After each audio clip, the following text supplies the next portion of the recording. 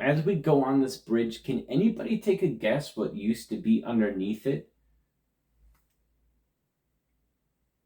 All right, perfect. Yes, great guess. This was in fact a railroad. Actually, as a matter of fact, when you don't hear the sound of 1,000 frogs trying to get girlfriends, this ravine is normally pretty flooded, as we can see here in this picture.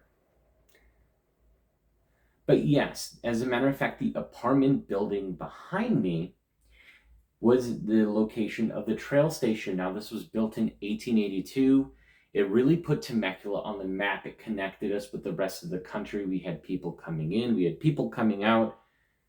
Really a testament to that industrial era of the United States. Now, much like so many other things on this tour, it did not take long for things to take a bit of a wild turn. 4 years after its construction, Asa Davis, the local telegrapher, was mysteriously shot through a wall.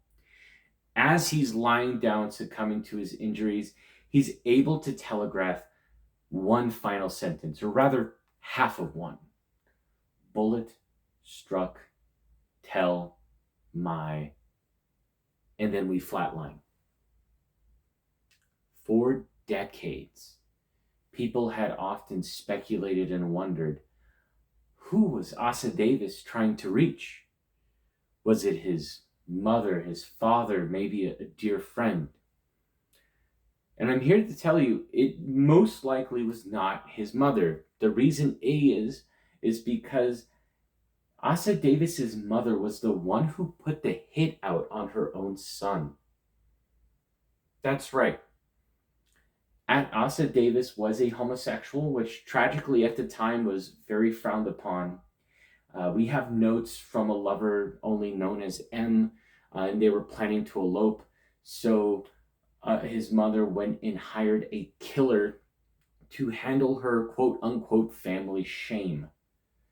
Now, as a parent, it deeply saddens me to hear this news. Can anybody try to put a price on how much somebody would pay to kill their own child? Anyone? Okay, I have $5. I have $15. Okay, $100. You're actually getting colder. I'm here to tell you guys it was $1.75 and a bottle of whiskey.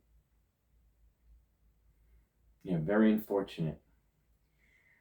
Now, a lot of people actually have reports of very train-esque ghost activity occurring. We've had multiple tenants report simultaneously of loud whistle-like noises, the shaking of the walls. As far as paranormal investigations go, we've had reports of a tapping very similar to a telegraph.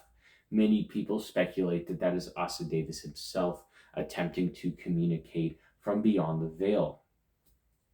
Now, as we can see here, there's no longer a railroad. And the reason why begins in the 1890s, when we experienced something that Southern Californians have no knowledge of, and that is a drought.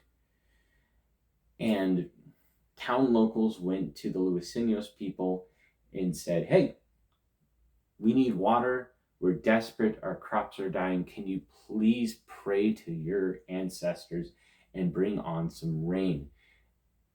And these guys never seemed to learn their lesson, because the Luiseños people said, okay, and brought on a rain in which nobody had ever seen before.